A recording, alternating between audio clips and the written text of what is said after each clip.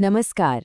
आज हम एक ऐसे टॉपिक पर बात करेंगे जिसके बारे में अखबारों में तो खूब पढ़ा जाता है, पर शायद हम उसे पूरी तरह से समझ नहीं पाते। नॉन परफॉर्मिंग एसेट्स, जिसे हम सब एनपीए के नाम से जानते हैं। चलिए इसे ज़रा आसान भाषा में समझने की कोशिश करते हैं। जरा सोचिए, आपने अपने किसी दोस्त की मदद के लिए उसे कुछ पैसे दिए और उसने वादा किया कि टाइम पर लौटा देगा। पर महीने गुजर गए और पैसे वापस नहीं आए। बैंकिंग की दुनिया में भी पता है, बिल्कुल ऐसा ही होता है, बस स्केल बहुत बड़ा होता है। तो जैसे वो दोस्त वाला उधार है ना, जो वापस नहीं आया, ठीक वैसे ही जब कोई कंपनी या कोई व्यक्ति बैंक से लिया गया लोन नहीं चुकाता, तो बैंकिंग की भाषा में उसे खास नाम दिया जाता है। और बस यहीं से एनपीए की कहानी शुरू हो जाती है। तो आखिर ये एनपीए है क्या? देखिए, सीधी सी बात है, नॉन परफॉर्मिंग एसेट या एनपीए वो लोन है जिसकी किस्त, चाहे वो प्रिंसिपल अमाउंट हो या उसका ब्याज, 90 दिनों तक चुकाई नहीं गई है। यहाँ पर सबसे ज़रूरी जो बात याद रखने वाली है वो है ये 90 डे की टाइम लिमिट। यही वो लाइन है जिसके पार जाते ही एक नॉर्मल लोन नॉन परफॉर्मिंग बन जाता है। अच्छा, कोई भी लोन ना एक रात में एनपीए नहीं बनता। इसका एक पूरा प्रोसेस होता है।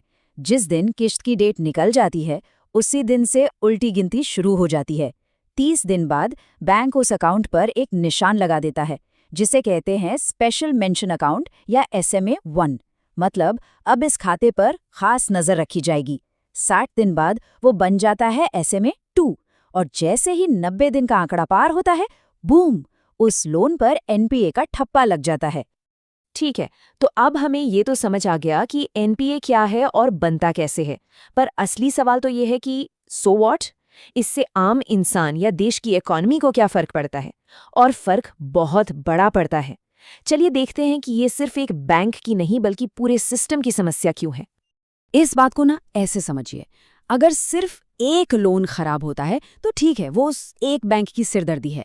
लेकिन जब ऐसे लाखों लोन खराब हो जाते हैं जिनका अमाउंट हजारों करोड़ों में होता है, तो फिर वो सिर्फ बैंकों की नहीं बल्कि हम सबकी और पूरी अर्थव्यवस्था की समस्या बन जाती है। एनपीएस का असर एकदम डोमिनो इफेक्ट जैसा होता है। एक गिरा तो सब गिरते हैं। सबसे पहले बैंक का मुनाफा कम होता है, क्योंकि उसे लोन पर ब्याज तो मिल नहीं रहा। फिर इस नुकसान की भरपाई के लिए बैंक को अपनी जमा पूंजी से पैसा निकालना पड़ता है। और जब बैंक के पास खुद ही पैसा कम हो जाता है, तो वो नए लोन देने से हिचकिचाता है। इसका सीधा असर क्या होता है? बाजार में नया इन्वेस्टमेंट रुक जाता है, ग्रोथ धीमी पड़ जाती है, और हालात बहुत ज्यादा बिगड़ जाएं तो ये एक आर्थिक मंदी का कारण भी बन सकता है। तो जब समस्या इतनी बड़ी है, तो इससे निपटा कैसे जाता है? मतलब बैंक और आरबीआई जैसे रेगुलेटर्स इन खराब लोन्स की प्रॉब्लम को सॉल्व करने के लिए करते क्या हैं? चलिए अब जरा इस चुनौती से निपटने के तरीकों पर भी एक नज़र डाल लेते हैं। सबसे पहली बात, बैंक हर एनपीए को एक ही तराजू में नहीं तौलते। उनकी कंडीशन के हिसाब से उन्हें अलग अलग कैटेगरी में बांटा जाता है। जो एनपीए अभी नया नया है, मतलब 12 महीने या उससे कम पुराना, उसे सबस्टैंडर्ड कहते हैं।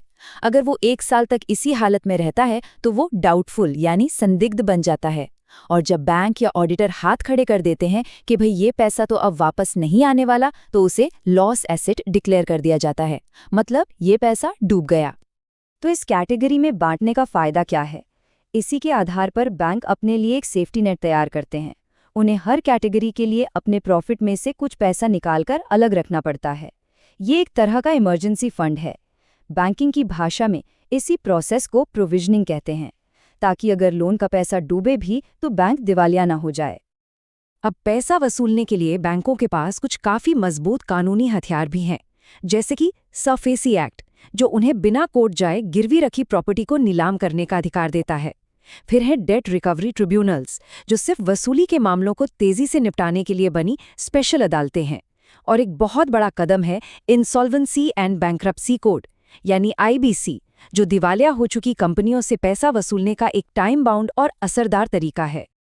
तो अब तक हमने इस काफी टेक्निकल से दिखने वाले सब्जेक्ट के कई पहलुओं को समझा। चलिए अब इस पूरी बातचीत को समेटते हैं और देखते हैं कि इसका हम सब पर और पूरी इकोनॉमी पर आखिर असर क्या पड़ता है। देखिए, किसी भी देश की इकोनॉमी के लिए जो स्वस्थ बैंक होते हैं ना, वो उसकी लाइफलाइन की तरह होते हैं। ये वो नसें हैं जो जरूरी पैसा बिजनेस तक, इंडस्ट्री तक और आम लोगों तक पहुंचाती हैं। और एनपीएस इन नसों में जमे हुए ब्लॉकेज की तरह हैं, जो इकोनॉमी के ब्लड सर्कुलेशन को धीमा कर देते हैं और उसकी सेहत को बिगाड़ देते हैं। और ये सब हमें एक बहुत ही ज़रूरी सवाल पर लाकर खड़ा कर देता है। जब कोई बड़ा लोन खराब होता है, हज़ारों करोड़ का लोन डूब जाता है, तो उसकी असल कीमत कौन चुकाता है?